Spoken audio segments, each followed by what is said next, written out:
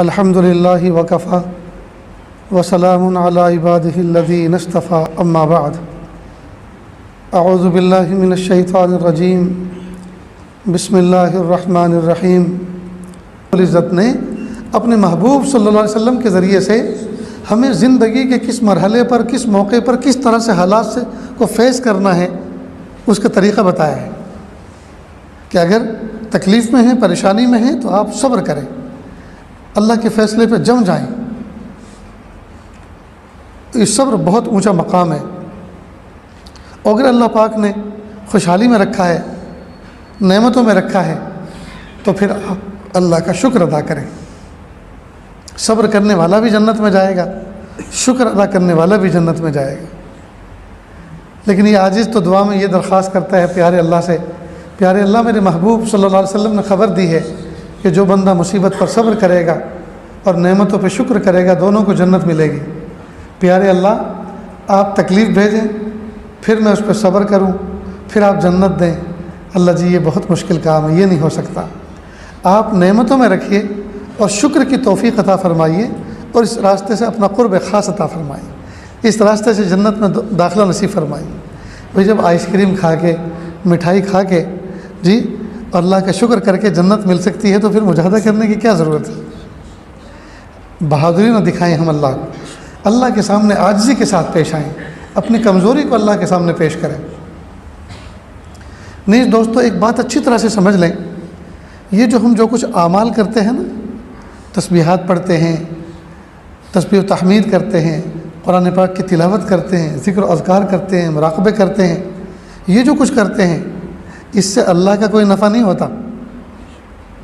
میں نے کہا سبحان اللہ العظیم، پاک ہے میرا رب، تو میرے سبحان اللہ کہنے سے اللہ پاک ہو گیا ایسا کچھ نہیں ہے، وہ تو جیسے پہلے تھے ویسے ہی ہیں، ویسے ہی رہیں گے۔ ہماری تسبیح اور ہماری تقدیس، ہماری تحمید، ہمارا ذکر، اس سے اللہ کی شان میں بال برابر بھی اضافہ نہیں ہوتا۔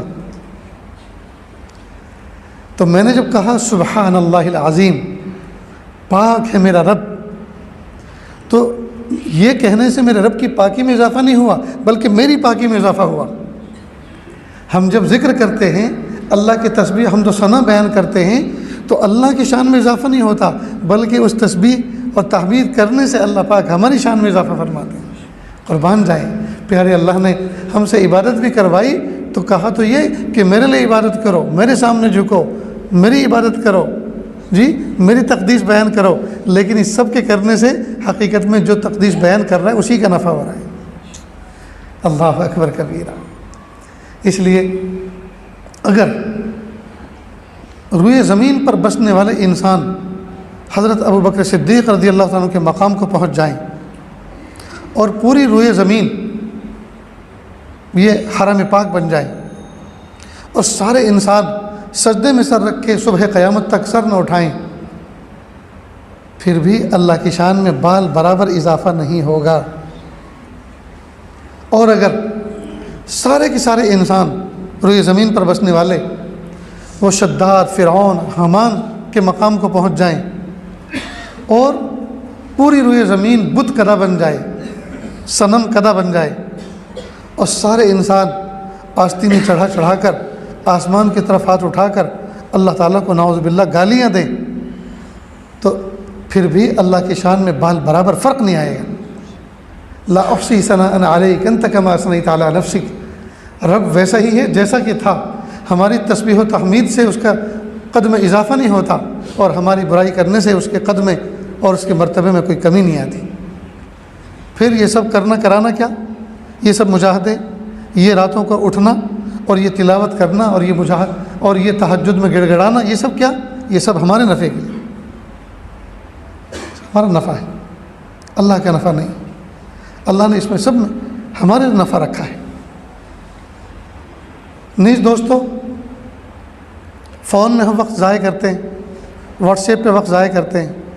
ایک زمانہ تھا ہوائی جہاز میں بیٹھتے تھے، ٹرین میں بیٹھتے تھے، بہت سارے لوگوں کے پاس کتابیں ہوا کرتی تھیں، ٹرینوں میں کتابیں بکنا آیا کرتی تھی، نیوز پیپر آتے تھے، لوگوں کو پڑھنے کا مزاج تھا۔ آج حال یہ ہے کہ پڑھنے کا مزاج نہیں، دیکھنے کا مزاج۔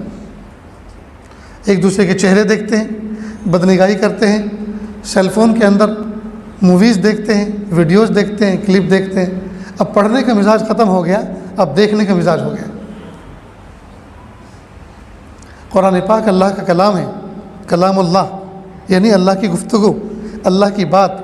جو بندہ قرآن پاک کی تلاوت کرتا ہے گویا وہ اللہ سے ہم کلامی کا شرف حاصل کرتا ہے، اللہ سے گفتگو کرتا ہے۔ ٹھیک، ہم صبح سے شام تک کتنے دوست احباب سے بات کرتے ہیں؟ دوست احباب سے واٹس ایپ کے اوپر رابطہ کرتے ہیں۔ اگر اللہ پاک نے یہ پوچھ لیا میرے بندے صبح سے شام تک اور شام سے صبح تک اپنے دوستوں کو تو نے بہت ٹائم دیا اور ان سے تو بہت باتیں کی، کیا مجھے دوستی کے قابل نہیں سمجھا تھا؟ کیا اپنے دوستوں میں سب سے حقیر اور ذلیل مجھے سمجھا تھا کہ سب سے رابطہ کیا اور مجھ سے رابطہ نہیں کیا؟ تو کیا جواب دیں گے؟ بتائیے دوستو، کیا جواب دیں گے؟ ایک بزرگ فرماتے ہیں آج کل نوجوانوں کا حال یہ ہے کہ ہاتھوں میں کڑا پہنیں گے، جینس پینٹ پہنیں گے، ٹی شرٹ پہنیں گے اور فرنگی انداز کے ہیئر اسٹائل بنائیں گے، بالوں کا انداز بدلیں گے، یہ سب کریں گے، اور پوری کوشش اس بات کی کرتے ہیں کہ کوئی ہمیں مسلمان نہ کہہ دے، اپنی آئیڈینٹی چھپاتے۔ شہروں میں رہنے والے بالخصوص بچے یہ سب ٹٹمبے کرتے ہیں، ہاتھوں میں کڑے پہنتے ہیں، جی سر کے بال انگریزی اسٹائل کے بناتے ہیں اور فرنگی لباس پہنتے ہیں، اور پوری کوشش اس بات کی کرتے ہیں کوئی ہمیں مسلمان نہ کہہ دے۔ پھر وہ بزرگ آگے فرماتے ہیں کیا خیال ہے اگر قیامت کے دن اللہ تعالیٰ نے بھی ایسا ہی کہہ دیا جیسا کہ آپ چاہتے تھے میں تمہیں مسلمان نہیں مانتا، تو کیا ہوگا؟ پھر کیا ہوگا؟ اس لیے دوستو شان کے ساتھ رہو، ٹوپی پہنو، جی اسلامک انداز کے مطابق جو لباس بنا ہے وہ پہنو، وقت پہ نمازیں ادا کرو، وقت پہ نمازیں ادا کرو، اچھا کھاؤ، اچھا پہنو، شان کے ساتھ رہو، اللہ کی محبت میں زندگی گزارو، کچھ پرہیز کرنے کی ضرورت نہیں ہے، اچھا کھاؤ، اچھا پہنو، اچھا پیو، اچھے اعمال کرو، کوئی پرہیز کرنے کی ضرورت نہیں، اچھے اعمال کرو۔ اللہ اکبر کبیرہ۔ زندگی کچھ گزر گئی، کچھ باقی ہے، اور جو باقی ہے وہ بہت تیزی کے ساتھ گزر رہی ہے۔ آپ کو پتہ نہیں ہے مہینہ 15 دن کا ہو گیا اور ہفتہ 4 دن کا ہو گیا، جی ابھی جمعہ گیا پھر جمعہ آ رہا ہے، ابھی تو رمضان گیا تھا، لاک ڈاؤن ابھی تو رمضان گیا تھا، ابھی پھر آ رہا ہے، ابھی گرمی گئی، ٹھنڈی شروع ہوئی، اب جانے میں اس کی بھی دیر نہیں لگے گی۔ کتنی تیزی کے ساتھ حالات تبدیل ہو رہے ہیں۔ ہمیں چاہیے کہ ہم تیزی کے ساتھ اللہ تعالیٰ کے قرب اور معرفت کے مقاموں کو حاصل کریں،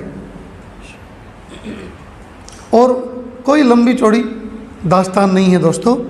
اللہ پاک نے جو اوامر جن پر ہمیں عمل کرنے کے لیے کہا ہے ان پر عمل کریں، جو نواہی جن سے منع کیا ہے ان کو نہ کریں، اوامر پر عمل کریں، نواہی سے بچیں، بس یہی تو سلیبس ہے، یہی 2 چیزوں پہ محنت کرنا ہے، اوامر پر عمل کرنا اور نواہی سے بچنا ہے۔ اللہ نے کرنے کے کام کہیں وہ کرنا ہے، اور جو نہ کرنا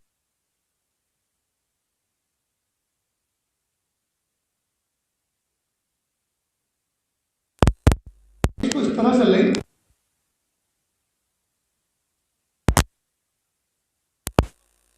ہوگی، ڈبوں کو لے کر منزل پر اسٹیشن پر پہنچے گا۔ اگر ایک پٹری ناقص ہے اور دوسری سرے سے ہے ہی نہیں، یا ایک پٹری ہے اور دوسری ٹوٹی پھوٹی ہے، یا دونوں ناقص ہیں، تو کام نہیں چلے گا۔ دونوں کا کامل ہونا ضروری ہے۔ 100% اوامر پر عمل کریں، 100% نواہی سے بچیں، تب جا کے ہم منزل پہ پہنچیں گے۔ ہم میں سے بہت سو کا حال یہ، اوامر پہ تو عمل کرتے ہیں، نواہی سے بچنے کا کوئی خیال نہیں، کوئی اہتمام نہیں۔ بہت سے ایسے ہیں جو نواہی سے 100% بچتے ہیں لیکن اوامر پر ان کا گزر بسر نہیں، دونوں دھوکہ کھائے ہوئے ہیں۔ اوامر پر بھی عمل کریں اور نواہی سے بھی بچیں، کرنے کے جو کام ہیں ان کو کریں اور نہ کرنے کے کام ہیں ان سے اہتمام سے بچیں، تو انشاءاللہ اللہ تعالیٰ منزل پہ پہنچائیں گے۔ تو جو بندہ سفر پہ جانے والا ہوتا ہے اور سفر کی تیاری اس کے ساتھ پوری ہوتی ہے تو مزے کے ساتھ سفر کرتا ہے، انجوائے کے ساتھ سفر کرتا ہے، اور جس کے ساتھ سفر کی تیاری نہ ہو، ٹکٹ کنفرم نہ ہو، डॉक्यूमेंट्स पूरे पूरे ना हों जी, और कपड़े भी धुले हुए प्रेस किए हुए ना हों, दवाई के कोई इस्तेमाल करने का मामूल है, कोई बीमारी है, दवाई की भी तादाद पूरी पूरी ना हो, जितने दिन सफ़र करना है उतनी खुराकें पूरी ना हो जी, और जेब भी नाकिस हो, अधूरी हो, तो मत पूछो सफ़र कितना उसके लिए मुश्किल का बाइस बनता है। इसलिए दोस्तों, सुबह से शाम तक और शाम से सुबह तक के सारे मामलात बिल्कुल साफ़ सुथरे करके रखा करें, साफ़ सुथरे करके। हमारे असातिज़ा में एक उस्ताद थे, हज़रत क़ारी अनीस साहब रहमतुल्लाह अलैह, उस्ताजुल असातिज़ा थे फलाह दारैन के अंदर। इंतकाल से चंद महीने पहले जितनी किताबें थी वक्फ़ कर दी थी इदारे को, ज़रूरत का जितना सामान था सब दे दिया था। सिर्फ़ एक चारपाई थी, वो भी मदरसे की, जिस पर आराम किया करते थे, और ख़ाली अलमारी थी, वो भी इदारे ही की थी। और एक किताब लिखी थी 2 जिल्दों में, शान मुस्तफ़ा, और इस शान के साथ लिखी थी, मोहब्बतों के साथ। तरकेसर में उस ज़माने के अंदर एक हफ्ते में लाइट गायब होती थी। उस ज़माने के अंदर लाइट आती कम थी और जाती ज़्यादा थी।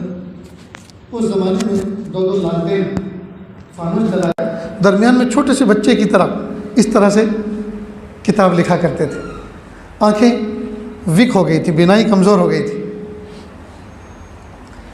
इस आजिज़ को कोई किताब पढ़ने के लिए उन्होंने मुकल्लफ़ किया था, इम्तहान का ज़माना था, कि आप मुझे इशा के बाद 5-10 मिनट कुछ किताब पढ़ के सुना दिया करें, मुझे नज़र आता नहीं है। और ये गुजराती बच्चे हैं, कई मरतबा ऐसी गलती कर देते हैं कि बहुत देर तक फिर सर दुखता है। बड़े नाजुक तबा थे, ऐसी तैयारी करके रखी थी मौत की जैसे कि बिल्कुल कॉल पहले से आ चुकी है और एकदम तैयार है। मुझे अच्छी तरह से याद है कि उन्होंने अपनी मौत की तैयारी किस तरह की कर रखी थी। यही डावेल में हज़रत मुफ्ती अहमद खानपुरी साहब दामद बरकातुहुम, अल्लाह ताला बहुत अच्छा रखे, उम्र में बरकत अता फरमाए, सेहत में बरकत अता फरमाए, अल्लाह ताला उम्मत को उनसे इस्तिफ़ादा करने की तौफ़ीक़ अता फरमाए। इनके एक भाई थे खानपुर के, मेरे उस्ताद मोहतरम हज़रत मौलाना अब्दुल रशीद साहब खानपुरी ने, जो उसी गांव के थे, उन्होंने ये वाक़या सुनाया। बड़ौदा में किसी कंपनी में काम करते थे, फिर सऊदी चले गए, रियाज़ या जद्दा किसी कंपनी में लग गए। वीकेंड यानी जुमेरात के दिन, वहाँ वीकेंड जो है जुमेरात को होता है ना, जुमेरात के दिन वो हरम मक्का में आ जाते, पूरी रात गुजारते, पूरा दिन गुजारते, और पूरा दिन और रात कैश करते। हल्के फुल्के स्नैक के लिए, इस्तिंजे के लिए जल्दी जल्दी बाहर आते, जल्दी जल्दी फारिग होते हर चीज़ से, और फिर हरम में चले जाते, तिलावत करते, इस्तिग़फ़ार करते, तवाफ़ करते, नफलें पढ़ते। एक मुद्दत वहाँ गुजारी, वापस अपने वतन आ गए। एक रोज़ रात को उठे और अहलिया को उठाया कि उठो, देखो किसी को इत्तला करनी हो तो कर दो, मेरे दुनिया से जाने में अब आधा घंटा बाकी है। वो उठी और पड़ोस के महल्ले में गई और वहाँ अपने भाइयों को उनको उठाया और कहा तुम्हारे भाईजान इसी तरह की बात कर रहे हैं। खैर वो आए, कहा बच्चों को भी उठा दो। फिर बच्चों से पूछा, बच्चों मेरे ज़िम्मे कोई तुम्हारा कोई हक़ बाकी तो नहीं? कि अब्बा कैसी बात करते हैं, आपने पढ़ाया लिखाया, हमारे हुकूक दिए, शादी ब्याह हो गई, घर बन गया, अब क्या, अब तो हमारे ज़िम्मे आपकी खिदमत है। देखो अब मेरे दुनिया से जाने में 5 मिनट बाकी हैं, ये जमज़म का कैन रखा है, इसको उतारो, जमज़म निकालो, बेटा सूरह यासीन शरीफ पढ़ो। जमज़म पिया, जब वक्त पूरा हुआ, अच्छा अल्लाह हाफिज़, क़यामत के दिन मिलेंगे, ला इलाहा इल्लल्लाह मुहम्मदुर रसूलुल्लाह सल्लल्लाहु अलैहि वसल्लम। लेट गए। ये खानपुर का वाक़या है, और किसके भाई? हज़रत मुफ्ती अहमद खानपुरी साहब दामद बरकातुहू के भाई। अल्लाह अकबर कबीर। तैयारी करने वाले कैसी शान की तैयारी करके रखते हैं कि अल्लाह ताला आखिरी वक्त में कैसी बेदार मग़ज़ी देते हैं कि ज़र्रा बराबर भी कोई गफलत ना रहे। मेरे अज़ीज़ रिश्तेदार लाहौर के अंदर होते थे, हाफिज़ कुरान। रमज़ान मुबारक का महीना, सहरी खाई, फजर की नमाज़ पढ़ी, पूरी फैमिली को गाड़ी में बिठाया, मोटरवे की तरफ चले। रास्ते में तेज़ी से जा रहे थे, एकदम से इमरजेंसी धीरे धीरे धीरे धीरे ब्रेक लिए, गाड़ी किनारे की, और इस तरह से ऐसे हाथ डाल के पीछे की अंगड़ाई ली और कहा ला इलाहा इल्लल्लाह मुहम्मदुर रसूलुल्लाह सल्लल्लाहु अलैहि वसल्लम, और ढुलक गए, इंतकाल फरमा गए। अल्लाह अकबर कबीरा। ख्वाजा फरीदुद्दीन अत्तार रहमतुल्लाह अलैह दुकान पर थे। एक नौजवान आया और आने के बाद यूँ करके देखने लगा, کہ بھائی کیا دیکھتے ہو؟ نوجوان تھا، کیا دیکھتے ہو؟ کہ میں یہ دیکھ رہا ہوں کہ آپ کی روح کیسے نکلے گی، ایک شیشی میں سے دوسری میں، دوسری سے تیسری میں، تیسری سے چوتھی میں، یعنی آپ عطر فروش ہیں، قیمتی قیمتی عطر رکھے ہوئے ہیں، تو آپ کی روح اور آپ کی جان تو ان قیمتی چیزوں کے ساتھ اٹکی ہوئی ہیں۔ جیسے مالدار لوگ فیکٹریوں کے ساتھ اٹکی ہوئی ہوتی ہے، دکانوں کے ساتھ، جائیدادوں کے ساتھ، کیش کے ساتھ، معاملات کے ساتھ توجہ اٹکی ہوئی رہتی ہے۔ تو اس کا کہنے کا منشا یہ تھا کہ آپ کو تو ان بوتلوں سے، ان قیمتی عطروں سے محبت ہے، آپ کی روح کیسے نکلے گی؟ اے میاں پیچھے ہٹ، جیسی تیری نکلے گی ویسی ہماری نکلے گی۔ کہا اچھا ہماری تو ایسی نکلے گی۔ فٹ پاتھ پہ گیا، روڈ کراس کیا، فٹ پاتھ پر گیا، کندھے کا رومال چادر جو اٹھایا اور اوڑھ لیا، کہ لا الہ الا اللہ محمد رسول اللہ صلی اللہ علیہ وسلم، اوڑھ لیا۔ انہوں نے سوچا پتہ نہیں کون دیوانہ ہے۔ اپنا کام کاج پورا کرنے کے بعد دکان بند کی، غالباً ظہر کا وقت تھا یا کوئی نماز کا، دکان بند کی اور گئے اور چادر ہٹی، دیکھا تو انتقال کیا ہوا ہے، بس دل پہ ایک چوٹ لگی اور نکل گئے سب۔ کہا لوگ ایسے بھی مر جاتے ہیں، لوگ اس طرح سے بھی دنیا سے رخصت ہو جاتے ہیں، ہم نے تو کچھ بھی نہیں تیاری کی، واقعی ہماری تیاری تو بالکل ادھوری ہے اور باقی ہے۔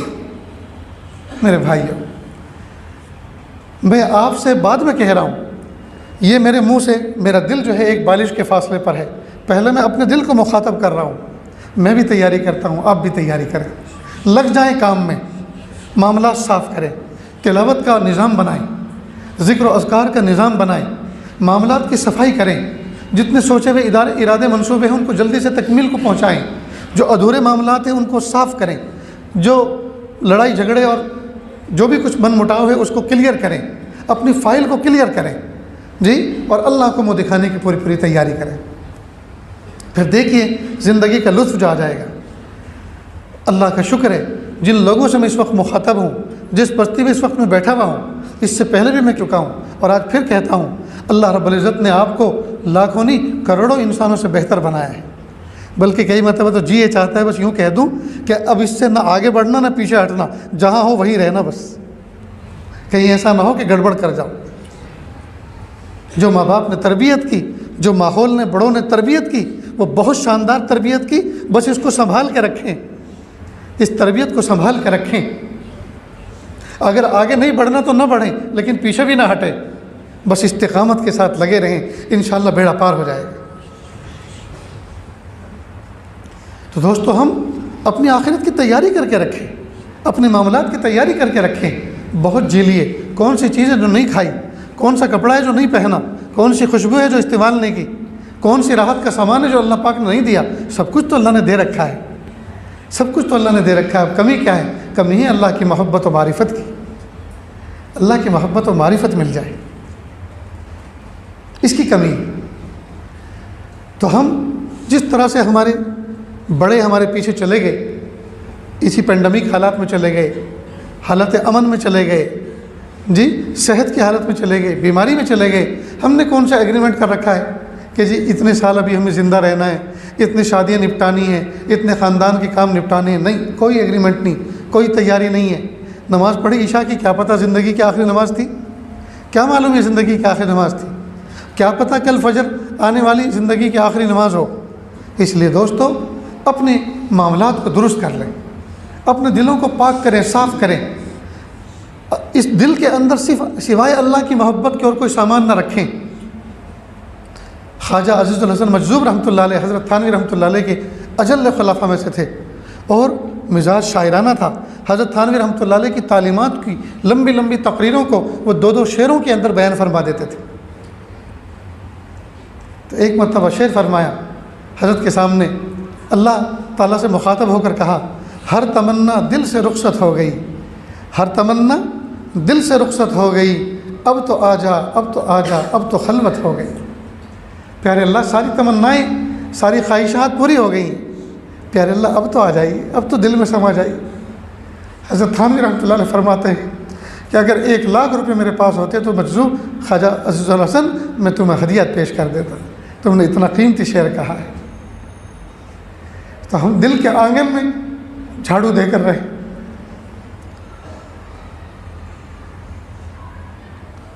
توبہ استغفار کے ذریعے سے، معاملات کی صفائی کے ذریعے سے ہم اپنے دل کے آنگن کو صاف کر کے رکھیں، دل کے آنگن کو صاف کر کے رکھیں۔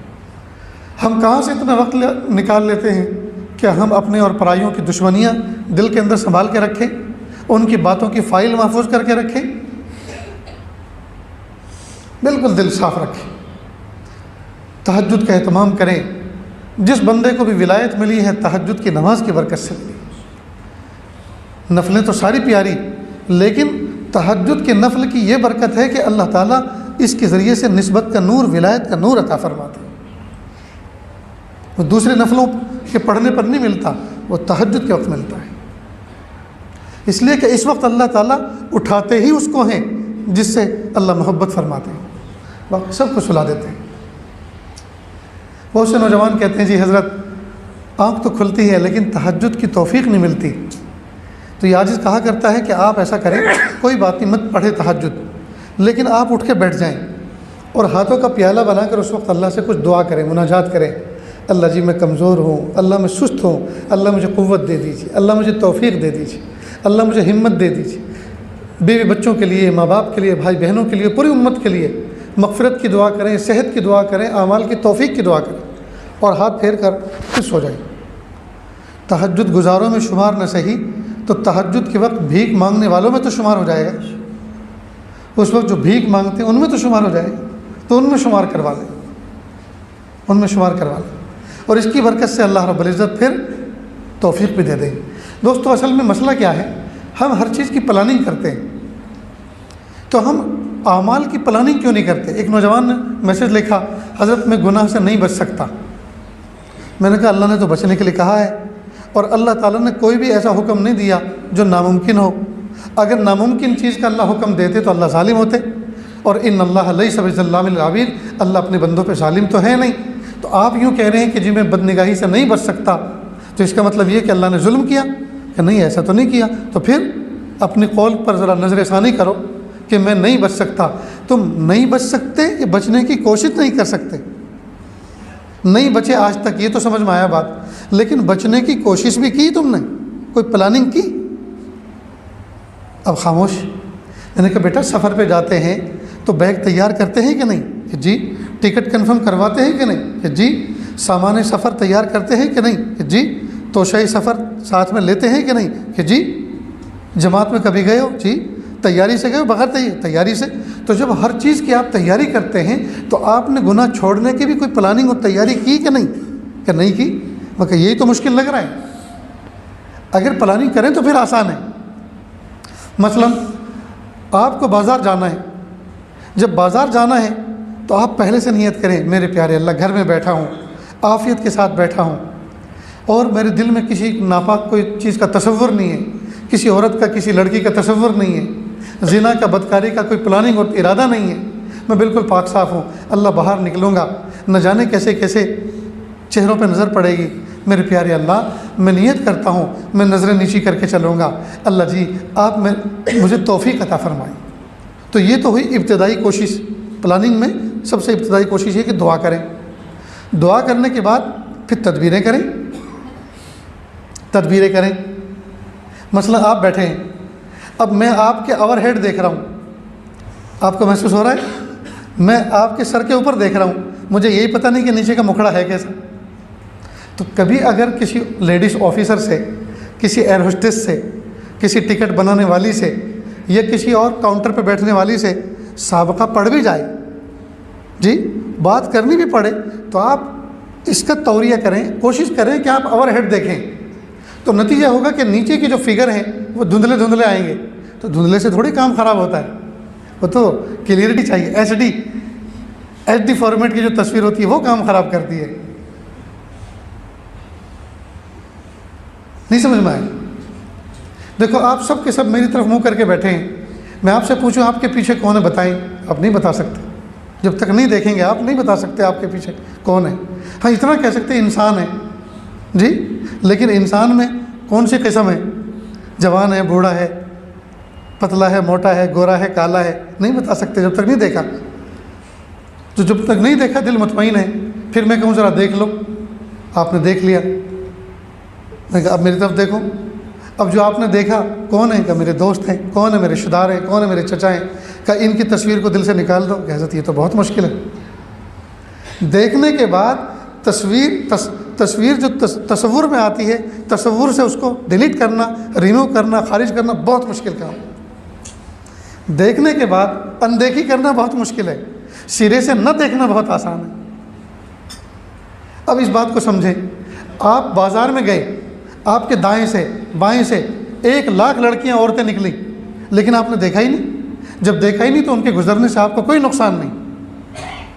جب آپ نے دیکھا ہی نہیں ان کو، لیکن آپ نے 2-4 کو دیکھ لیا، اب رات کی نیند بھی خراب، اور دن کا سکون بھی خراب، اور نماز کی یکسوئی بھی خراب، اور تلاوت و ذکر بھی خراب۔ کیوں؟ اس لیے کہ جو تصور نے لے لی ہے اپنی میموری کے اندر، اب وہ اس کو ساتھ کھلا رہا ہے۔ دیکھو کیسا تھا لباس، کیسا تھا جسم، کیسا تھا قد و کاٹ، جی کیسا تھا قد و قامت، اب اس کے تصور میں لگا رہا ہے اور اس سے حرام لذت لے رہا ہے۔ اس کا نام بدلی ہے۔ کسی کو دیکھ لیا، دیکھنے کے بعد اس کا تصور کر کے اس سے کھیلنا اور گناہ کے اور زنا کی پلاننگ تیار کرنا، یہ ہے بدنگاہی۔ آپ نے دیکھا فوراً نظر ہٹائی، آیا فوراً نظر ہٹا، تو جب تصویر ہی کیمرے میں نہیں آئی، جب تصویر ہی تصور میں نہیں، تو کھیلے گا کس سے؟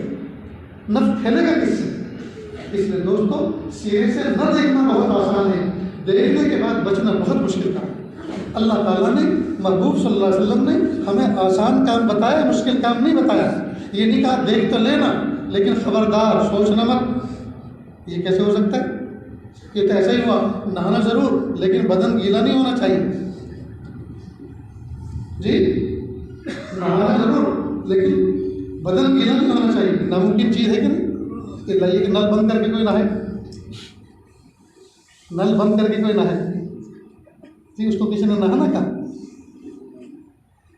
تو دیکھنے کے بعد پھر بچنا یہ بہت مشکل کام ہے دوستو۔ سیرے سے نہ دیکھنا آسان ہے، اس لیے اللہ پاک نے سیرے سے نہ دیکھنے کا مطلب قل للمؤمنین یغضوا من ابصارہم، کہ میرے محبوب صلی اللہ علیہ وسلم آپ کہہ دیجیے لوگوں سے کہ اپنی نگاہوں کو نیچا رکھیے۔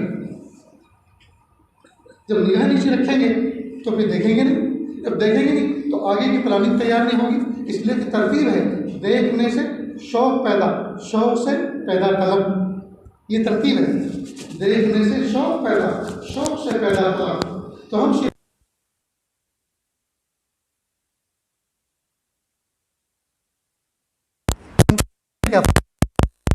ہمیں سفر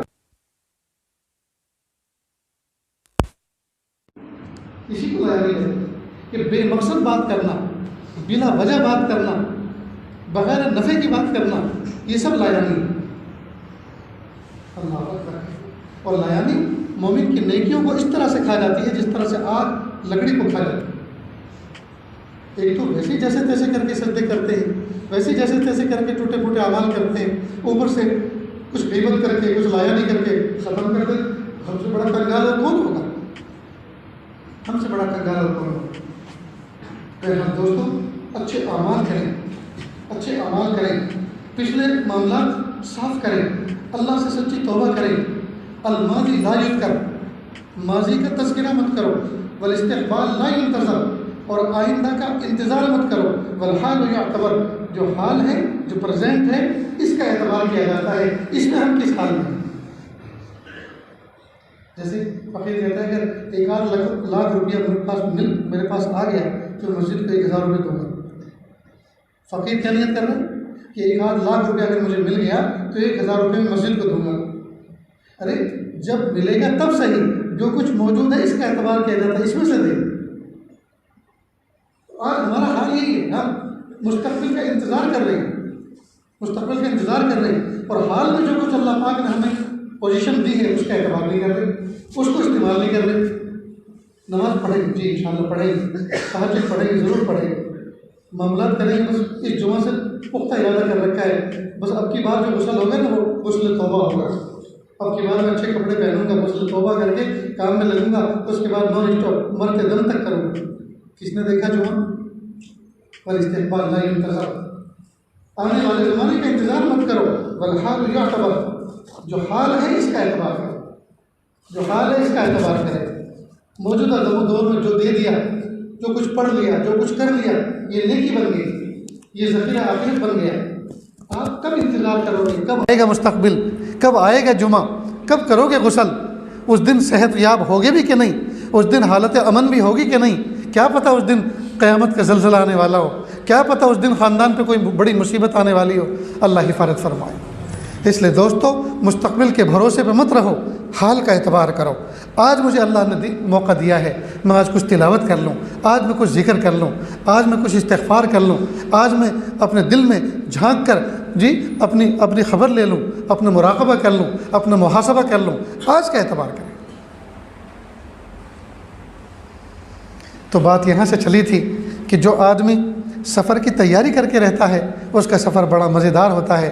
ٹھیک اسی طرح دنیا میں رہتے ہوئے آخرت کے سفر کی تیاری ہم پوری کر کے رکھیں، پوری کر کے رکھیں۔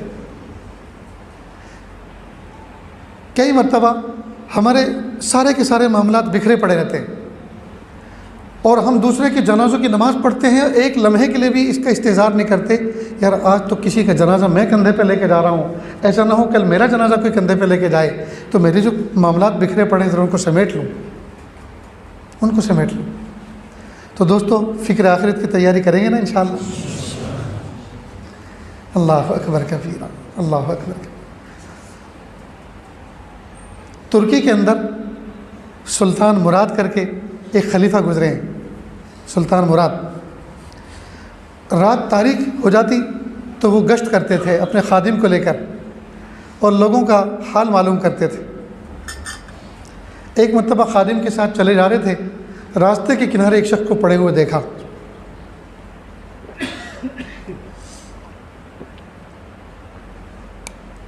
بارک اللہ فیک۔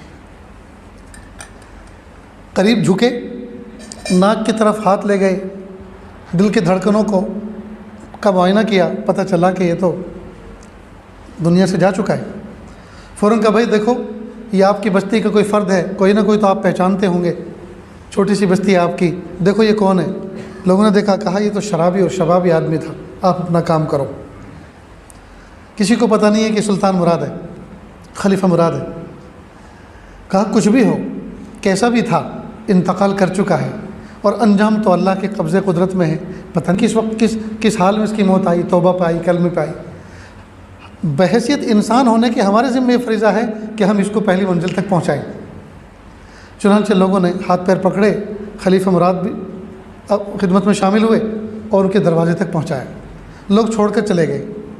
بیوی نے جب دیکھا کہ میرا شوہر انتقال کر چکا، پھوٹ کے روئی، خوب روئی اور روتے روتے ایک عجیب بات کہی، میرے سرتاج، میری محبتوں کی معراج، قیامت کے دن میدان محشر میں گواہی دوں گی تو اللہ کا ولی تھا۔ خلیفہ مراد خادم وہاں کھڑے ہیں، اس عورت کو تو پتہ نہیں کہ یہ کون ہے۔ پوچھا بہن آخر اس کی وہ کون سی نیکی تھی جس کی وجہ سے تم کہہ رہی ہو کہ یہ اللہ کا ولی تھا؟ لوگوں کی رائے تو ان کے بارے میں کچھ اور ہے۔ کہا یہ اجنبی میں نہیں جانتی کہ آپ کون ہیں، ہم کسی بڑے خاندان سے تعلق نہیں رکھتے، میرے شوہر صبح کو جاتے تھے، شام کو دیہاڑی کما کے لاتے تھے اور اس طرح سے ہمارا گزر بسر ہوتا تھا۔ کئی مرتبہ مزدوری میں یہ دو پیسے زیادہ کما لاتے تھے تو یہ شراب کی دکان پر جاتے، شراب بیچنے والے کے ہاں جاتے اور شراب بوتل میں لے کر آتے اور گھر میں آ کر دروازہ بند کر کے نالی پہ موری پہ اس کو بہا دیتے اور کہتے پیارے اللہ میرے اس عمل کو قبول کر لیجئے، اس شراب کو نہ جانے آج میں نے کتنے منہ تک پہنچنے سے محفوظ کر لیا ہے، آج میں نے اس شراب کو نہ جانے کتنے منہ تک پہنچنے سے بچا لیا۔ یہ کسی کی غذا نہیں بنی، یہ نالی کا سامان بن گئی، نالی کی گندگی بن گئی، میرے پیارے اللہ میرے اس عمل کو قبول کر لیجیے۔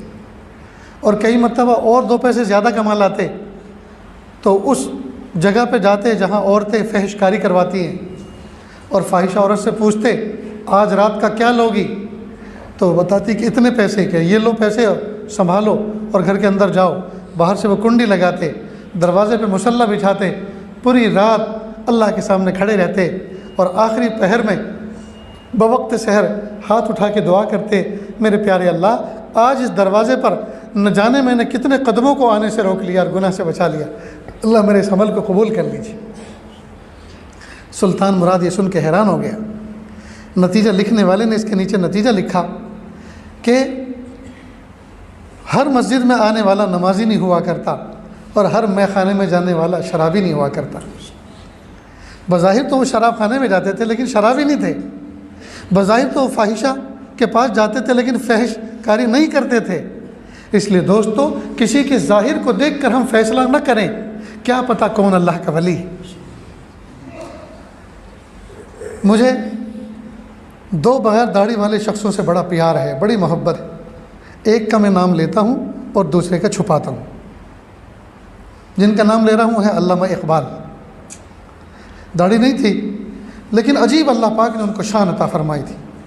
میرے استاد محترم جو حضرت تھانوی رحمۃ اللہ علیہ کے زمانے کے شاگردوں میں سے تھے، حضرت قاری منور حسین صاحب رحمۃ اللہ علیہ، بہت باروب تھے، دو نالی بندوق رکھا کرتے تھے لائسنس کی، اور مشکات تک کی تعلیم تھی، لیکن ماشاءاللہ صف اول کے اولیاء کرام کا جو مرتبے ہوا کرتے ہیں وہ ان کا مقام تھا۔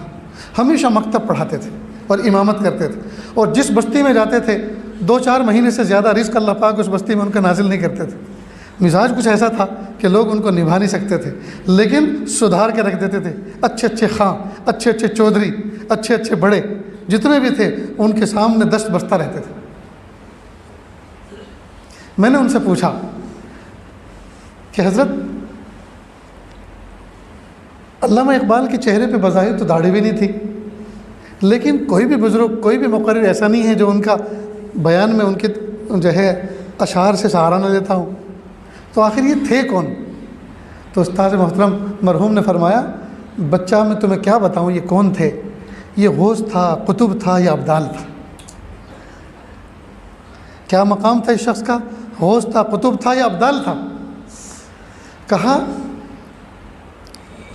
یہ جاوید منزل نام کا ایک گھر بنایا تھا لاہور میں، پھر میں نے اس کو مستقل سفر کیا، دیکھا بھی اس کو لاہور میں، جو ان کے بیٹے کے نام پہ تھا، اور بعد میں اس کا وہ کرایہ ادا کرتے تھے۔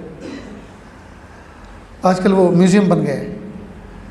کہ بیٹا جاوید منزل میں رہا کرتے تھے، پوری رات قرآن پاک کی تلاوت فرماتے، یہاں تک کہ ان کے خادم لکھتے ہیں کہ اکثر و بیشتر مجھے قرآن پاک کو دھوپ میں سکھانا پڑتا تھا، آنسوؤں سے تر ہو جاتا تھا۔ دیکھنے میں تو ایسے تھے لیکن اعمال دیکھو کیسے تھے۔ بزرگوں سے ملنے کا بڑا شوق تھا۔ ایک مرتبہ لاہور کی سخت ٹھنڈی رات تھی اور فٹ پاتھ پہ چل رہے تھے، کوئی درویش ملے ان کو، کہا بابا دعا کرنا۔ کہا کیا چاہیے؟ دولت؟ کہ نہیں، دولت بقدر ضرورت موجود ہے۔ کہا عزت؟ کہ نہیں، اللہ نے عزت بھی بہت دی ہے۔ تو جھلا کر کہا تو کیا خدا بننا چاہتا ہے؟ کہ نہیں، قطرہ ہوں اور قطرہ رہتے ہوئے دریا بننا چاہتا ہوں۔ کہا جس کی زبان سے الفاظ نکل رہے ہیں اس کو کسی دعا کی ضرورت نہیں، اپنے کام میں لگے رہو۔ ایک مرتبہ رات کے وقت قرآن پاک کی تلاوت کر رہے تھے، دروازے پہ دستک آئی، خادم کو بھیجا، دیکھو کون ہے۔ تو کہا کہ ایک درویش ہے اور یوں کہہ رہا ہے اقبال سے ملنا ہے، بلاؤں؟ کہاں بلاؤ۔ کہا رات کا وقت ہے، پتہ نہیں کون آدمی ہوگا، کوئی تکلیف نہ دے دے۔ کہ نہیں بلاؤ۔ وہ آئے، کہا اقبال لسی پینے کو دل کر رہا ہے، ٹھنڈی رات، لاہور کی ٹھنڈی راتیں، کہ لسی پینے کو دل کر رہا ہے۔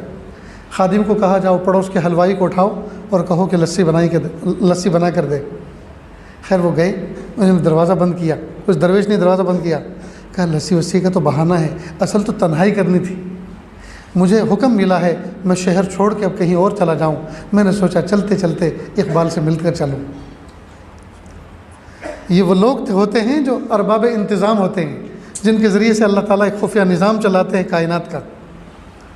ایسا یہ مقام تھا ان کا۔ اللہ اکبر کر یا رب درون سینہ دل باخبر پہ دے۔ شعر کہہ رہے ہیں فارسی میں، یہ اللہ میرے سینے کے اندر ایسا دل عطا فرما جو تجھ سے باخبر رہے، یعنی تجھ سے غافل نہ رہے۔ یا رب درون سینہ دل باخبر پہ دے، اے میرے پیارے رب میرے سینے کے اندر ایسا دل عطا فرما جو تجھ سے باخبر رہے۔ دربادہ نشہ میں نگرم آ نظر بے دے، میں شراب کے اندر نشے کو دیکھ لوں، مجھے وہ نظر عطا فرما۔ کیا مطلب؟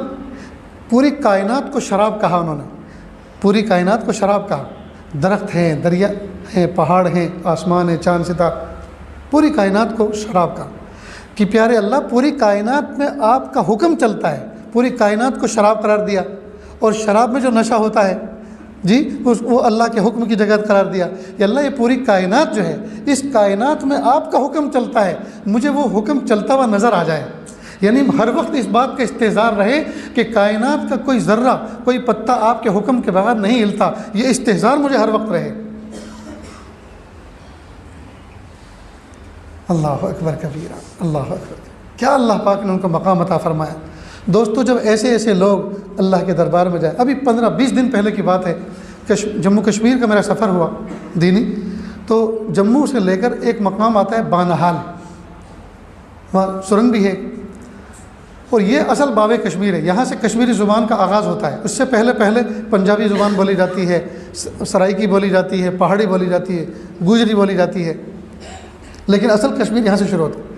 تو ایک متعلق نوجوان عالم، انہوں نے دعوت دی، ان کے والد صاحب عالم، ان کی بہنیں حافظ، ان کے بھائی حافظ، سب کیسے پورا خاندان ماشاءاللہ حافظ قرآن، پہاڑی کے اوپر چوٹی پر گھر مسجد، وہاں ٹھہرایا، فجر کی نماز پڑھی، ذکر کی محفل قائم ہوئی، اس کے بعد جب باہر نکلے اجالا ہو چکا تھا تو سامنے قبر تھی، تو انہوں نے سنایا کہ حضرت پہلے یہاں چھوٹی سی مسجد تھی، اب ہم نے اس کو بڑی بنائی ہے۔